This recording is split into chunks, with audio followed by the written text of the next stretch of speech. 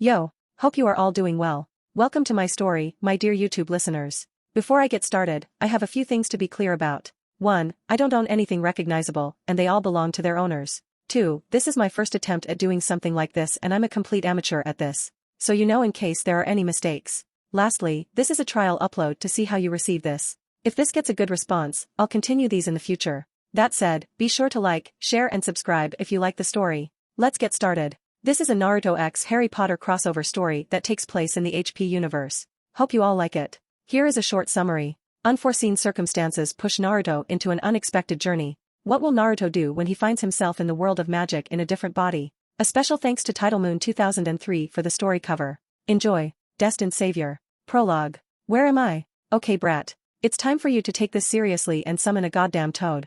Jiraiya said impatiently as he was fed up.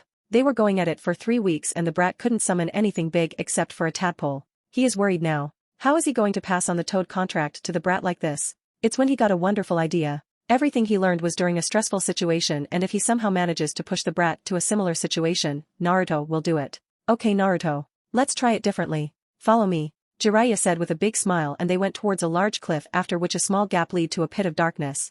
Naruto can't see the bottom. Naruto, stand at the edge, Jiraiya instructed and Naruto followed and stood at the edge of the cliff. Now try your best and come up only if you could summon a toad. Jiraiya said and pushed Naruto off the cliff into the pit. What? Is this a joke or something, pervy sage? Naruto screamed his lungs out but it was too late already. He can't see anything as the darkness encroached on him. He tried his best, putting all his will into it. Not like this. I don't want to die like this. I need to play many pranks and become Hokage as well.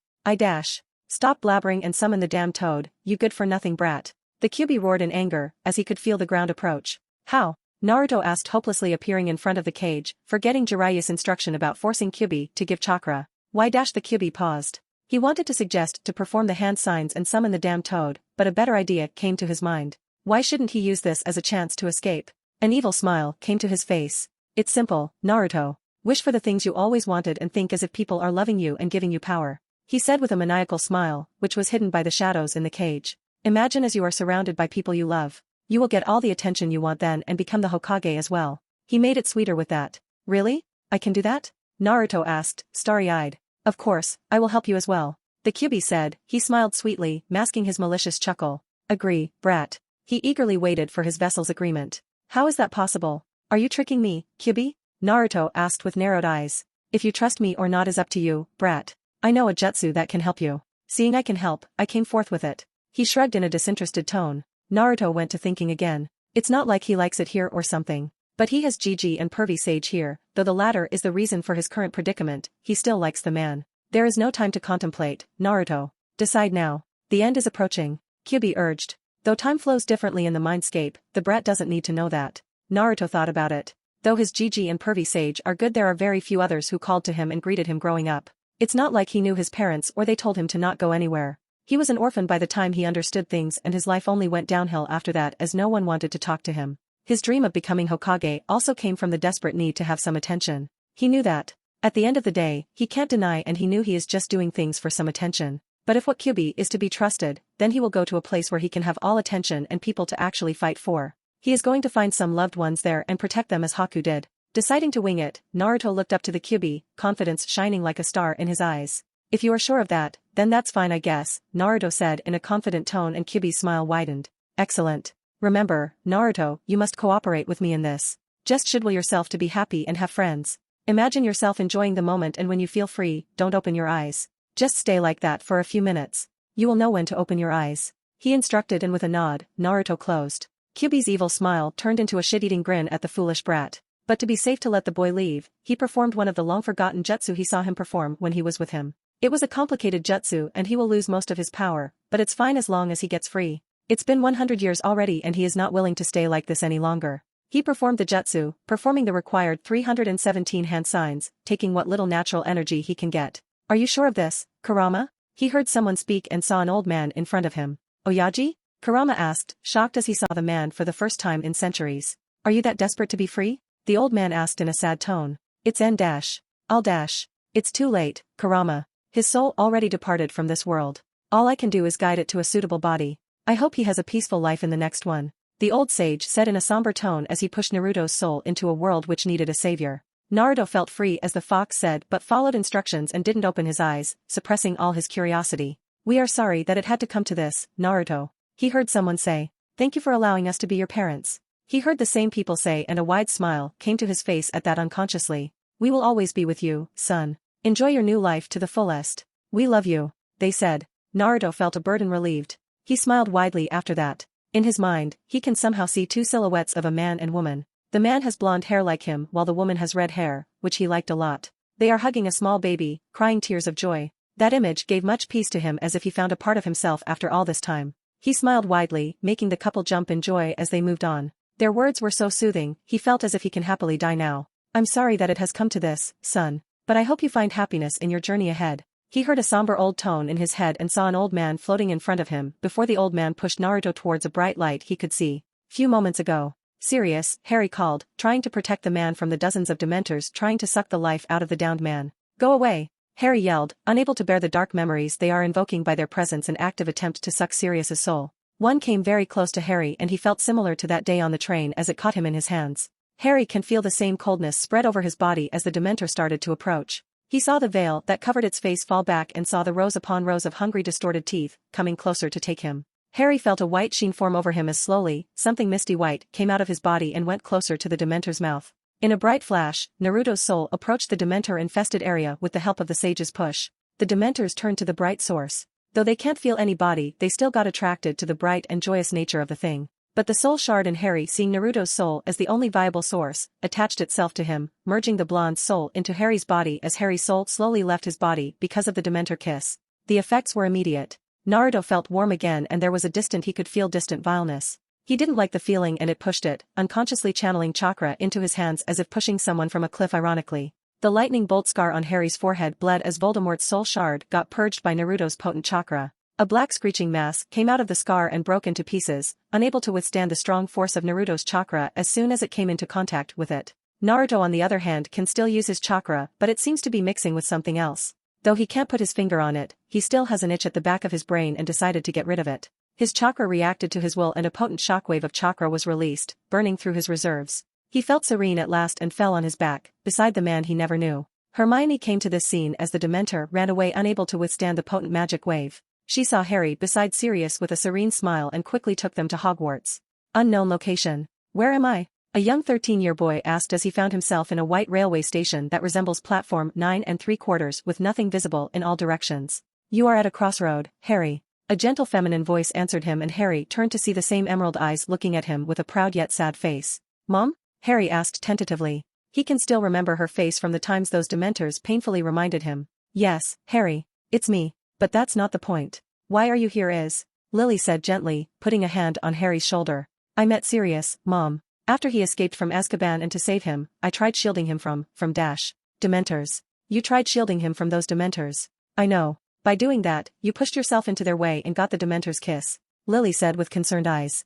They heard a screech nearby and both of them walked towards a seat in the empty station to see a small scarred baby. It has its flesh burnt as if it is not protecting it and they can see blood ooze out from many wounds. Though the baby is gruesome, it is manageable for Harry. As they were about to say something, the thing gave a deafening screech and latched onto a gold orb that came out of nowhere into the station. Mom, what's that? Harry asked, astonished as he didn't see anything like this happen in his life. That's saying something as he saw many things in his short life. I think it's a soul, son. As yours is removed, that thing is latching to it. Lily said, observing the cursed baby latch onto the gold light and both of them moved towards Harry. As they merged into Harry, the baby gave another screech and was burnt completely without leaving any trace of it in few seconds of its merger into Harry's body. Harry started glowing gold soon. What's going on? Harry asked, confused as his body lost all properties of solidity and started to change into gold particles. Looks like your soul is liberated from that thing, Lily said with a sad smile. Then why am I glowing? As you couldn't make it back in time to take your body, you are relieved from the human world. The cursed baby managed to push another soul into your body in time, so you are no longer among the alive.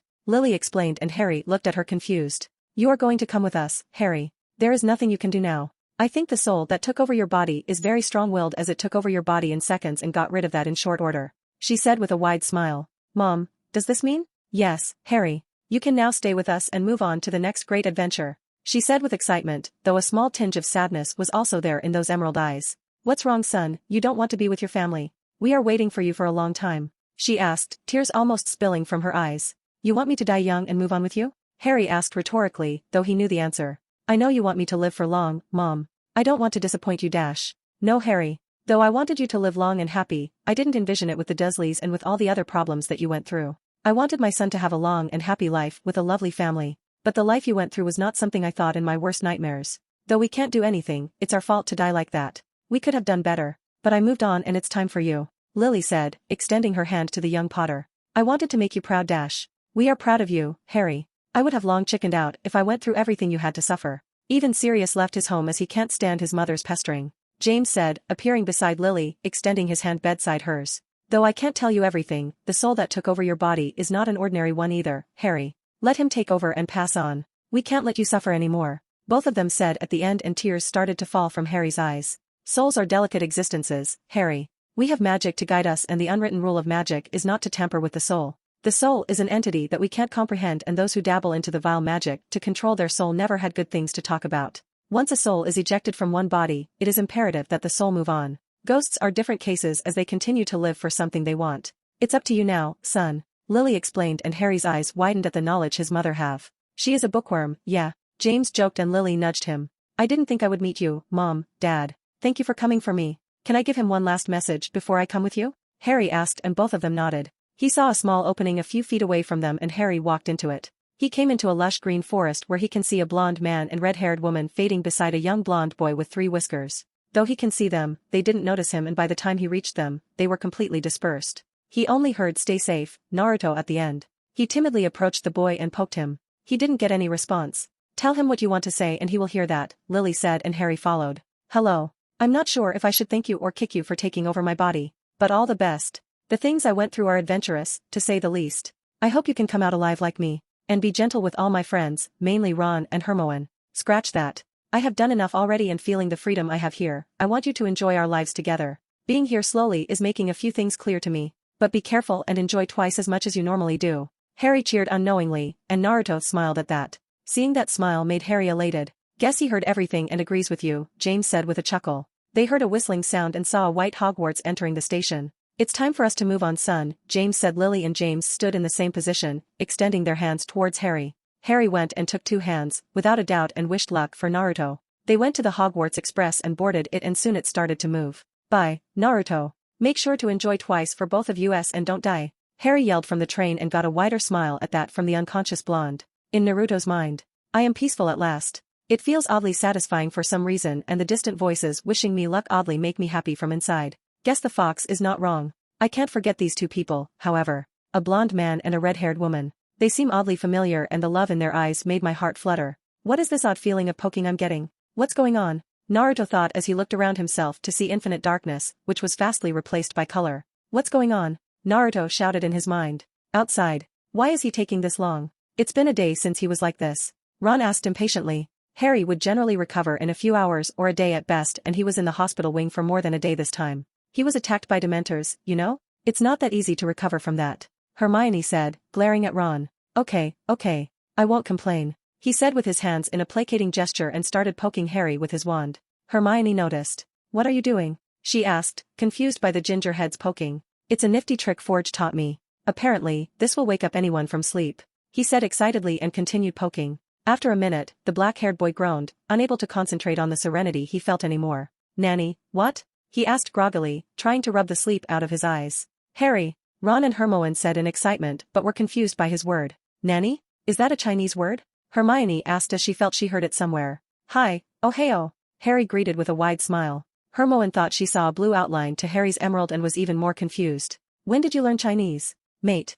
Ron asked, acting like a fish out of water beside Hermione, who was gaping in shock. Chinese? Harry asked, and it struck him. He is talking in his mother tongue, and maybe it's the language they call Chinese here? Wait, I know 2 languages now? Naruto was surprised. He can feel another set of words dancing at the edge of his tongue and tried them. I didn't learn it, but I saw it on TV? He said doubtfully, and seeing the spark of recognition in the girl's eyes and more confusion from the boys, he was thrown into another loop. I should have known that your cousin saw anime. So it's Japanese. Okay, Hermione said with a wide smile, satisfied with herself about the knowledge. I don't want to know the details, Ron said uninterested, and suddenly, many things hit them. Harry, mate. You don't know how bad you were injured by those wretched creatures. Professor Dumbledore was furious, and Black escaped as soon as he woke up.